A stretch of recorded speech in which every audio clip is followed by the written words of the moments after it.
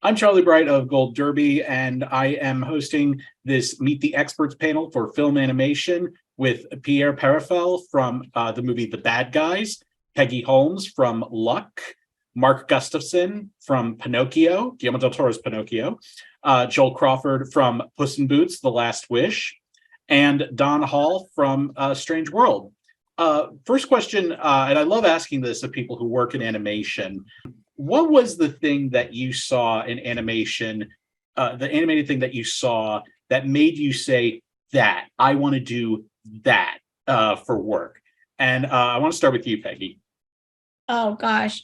So my first part of my career, I was actually a dancer and a choreographer in live action. So I was doing a lot of live action films and television shows for Disney, and the music executives, Chris Montan, Matt Walker, asked me to come in and consult on a song sequence inside of an animated movie.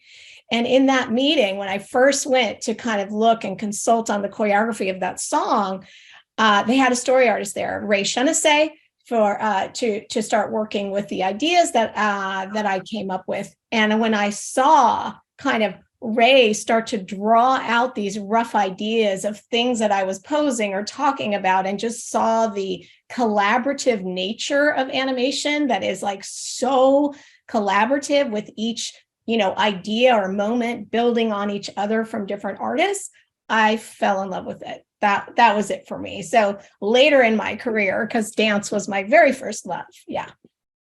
What about you, Pierre? It has to be Glenn Keane Starzan. So Glenn, for the production, Disney had actually asked. There was a collaboration between the California studio and the Parisian studio. So I was in front, of course, no idea that you actually could work in animation. There was people actually doing the work and doing those drawings. And so he decided to animate all of his characters with the French studio. So the French marketing campaign for Disney at the time was releasing a lot of his line tests, or their line tests, pencil tests, as a marketing tool, right?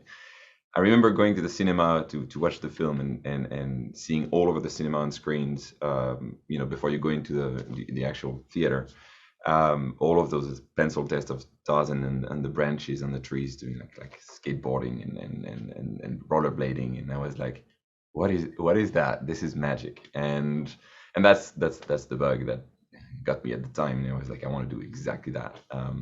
Just before that, I was like, I'm gonna be a car designer. I love those sketches, and immediately on that day, everything changed. I was like, yeah, this is what I want to do. This is absolute magic to me. Like seeing those papers and those lines of those drawings actually come to life was just mind blowing. And so that's when I realized people were doing it for a living.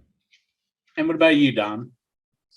Well, I mine goes back way much deeper in time. I think I was probably, I don't know, maybe 6, maybe 5, 6. We pre-video. This is pre-video, and so there was a local theater in my small town in Iowa that I would go to, and Saturdays they generally played the animated films or Godzilla films or Ray Harryhausen films, and so that was my thing, and I would go there all the time. And so it was probably around there that I saw, I can't remember if it was Pinocchio or Dumbo. They kind of blend together in my brain, but it was a Disney animated feature, and I was hooked for life. And that was just, I'd never really, other than comic books, which I love too, and the common denominator was drawing. I just love to draw. I still love to draw. It's my favorite thing to do in the world. And that, knowing that that's how they created those films, that was it. I was hooked, and that's what I wanted to do. It took me a while to be able to get here, but it was the hook of a Disney animated feature and the fact that it was drawing and the magic of drawings on screen. And what about you, Mark? I think for me it was seeing Jason and the Argonauts and seeing that skeleton fight as a kid. It just blew my mind in a way. I'd never seen anything like it. I had seen more sophisticated effects, but I don't think had ever seen anything that affected me that way. And I think it was because I could tell that somebody had done it, you know, and then as I looked into it, I found out one guy had done it. And that was just, and then, you know, later on in life, I discovered that Will Vinton Studios was right in my own hometown. And so I was able to go there and join them. So. And Joel, how about you? Yeah, I mean, similar to all of you, Mike, I always loved drawing. I think I was probably around like 8 or 9. And I mean, at the time there was a fork in the road where I was a hyper kid. So I was like, I either want to be an artist, but it was just kind of a general thing, or a stunt man. And I was like, one of those. And I think I picked the safer route, thanks to Who Framed Roger Rabbit. I remember going to a drive-in movie theater with the family and watching that on the screen. And it was, I always loved, you know, all kinds of animation, but there was something magical about all of these characters from different worlds, all these animated characters being in one place and interacting with live action actors. And there was something so like, there are no boundaries to animation. And that it was, I think I went from that day of like, I want to be an artist. Maybe it was like, no, I have to do this, create worlds using animation. So one of the things I think has been interesting about animation over the past couple of years is that we've seen that animation really is, it's not a genre, it's a medium, and you can tell all sorts of stories. We've even been seeing documentaries, you know, come up like last year's Flea, but also Persepolis, Waltz with Bashir, Tower, all those. And I was curious as to what kind of stories would you like to see told more through animation? And I want to start with you, Pierre. What kind of stories would I want to see more done in animation? I think stories, to me, that I think it's kind of echoing a little bit what Don was saying, and I can't wait to see your movie, Don, actually, because you know, I think like having a heavy messages that like carry on through generations, and in my opinion, you know, the problem of you know, environmental issues that we're facing, these kind of messages that are, you know, really resonating through and inspiring new generations in a slightly deeper way than just be yourself sometimes, but because animation tends to do that a lot. And we're actually moving away in the last few years. I think things are really changing, in my opinion, you know, and I'm sure, you know, Mark and Guillermo's have done, you know, like definitely in the messaging through Pinocchio is it's going to be incredible. But I think that's what I'm kind of looking for. Like, how can I inspire my kids the same way live action could inspire it, but maybe in a what's cool about animation is just like it just imprints your imagination so vividly, you know, and therefore it's so easy to grasp what those worlds are and those characters are because it's simplified. And therefore, in my opinion, the way we tell our story and the visuals help carry that message through to younger generation and our children. Really, that's what I'm really looking forward. And therefore, there's so much more we can do with animation, in my opinion, and also really not taking our younger audience for more stupid than they are. They're really, really clever, and therefore we can really tell intricate stories through this medium. What about you, Mark? Yeah, well, I agree. I don't think that we should be talking down to young people.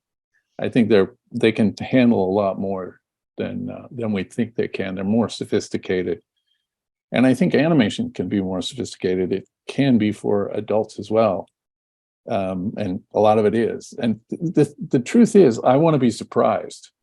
I want to see another generation come along and push animation way further. And I want to be sitting here going, how did they come up with that? Because I think animation, you can tell almost any kind of story with it. So yeah, I think that the future of animation is very, very bright. What about you, Joel? I mean, it's in the spirit of improv. I'm just going to yes and what you guys are saying, because it really, I think so much animation already exists that is pushing boundaries, has pushed boundaries of what audiences expect. And I agree, Mark, where I'm like, I just want to be surprised by where it goes next. I think it's really bringing the general audience around to the point of view of all of us animation fans and animation, professionals, which is, we know it has the opportunity to go beyond this kind of narrow, conventional, animated family audience. And what I mean is pushing the boundaries of what topics are discussed within these movies.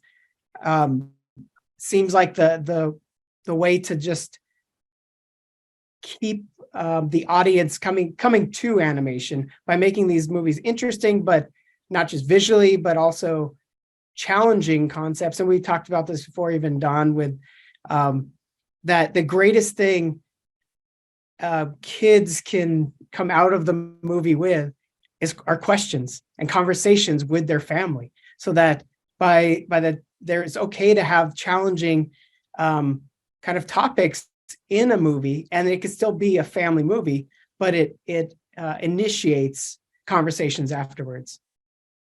And what about you, Don? I mean, everybody so eloquently put. Their answers are so beautiful, and I concur with all of them.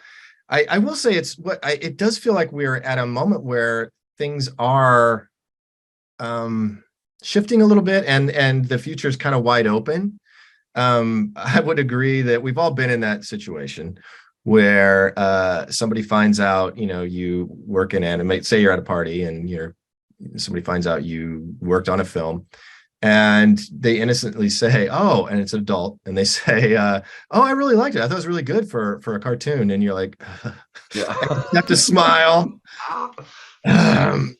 Thank you, appreciate it, thank you, because you know what they mean. And they didn't mean any ill will. It just meant, and ultimately there's a compliment behind it, which is like, hey, that movie appealed to me too. And so this perception that animation is just for kids is obviously, we collectively, we in this panel certainly never had that viewpoint. I mean, to us, I think it's always about ourselves first, right? We're the first audience, but for everybody. And so I slowly see that perception breaking down. And I think each year that perception is slowly kind of eroding, which I think is great. And it's a testament to the great work that every year these wonderful people like everybody on this panel are choosing to express themselves in this medium of animation. And it's a broad medium too. It's it can encompass hand-drawn animation, it can encompass stop motion and CG or all of the above in one movie. So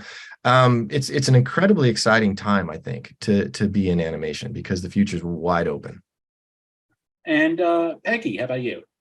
Yeah, I want to agree with Don about the sort of this idea of, we have a moment in our movie where this cat, Bob the cat, hugs Sam, our protagonist, right? And it's quite a touching moment. And I have to say, at our general audience preview, somebody shared with us, this adult male shared with us in that moment, I was taught men don't hug, and that cat today told me I can hug, I can do it, so I think that speaks to kind of what Don's talking about, in that I think that animation, because it's a heightened reality, I think you can let your guard down and kind of experience something emotionally that maybe you wouldn't be willing to do if it wasn't animation, because it's this heightened reality. And I think it makes you feel safe to kind of explore things within yourself that maybe you wouldn't have done. So I think continuing to just tell these amazing stories that are based in some emotional truth of some sort, that brings up, what Joel was saying, questions or challenges your perspective. That's what I'm seeing. And I think that's what's so, so exciting. And I have to agree with Mark, like I'm waiting for the next, whoa, who thought of that? Who thought of that? That'll be so fun. Well, Pierre, Peggy, Mark, Joel, and Don, thank you so much for being part of our panel this time. This has been wonderful, and we wish you all the best. Thank you, Charlie. Thanks Thank for you so having much. us. Bye, everyone. Thank you, Bye, everybody. Everybody.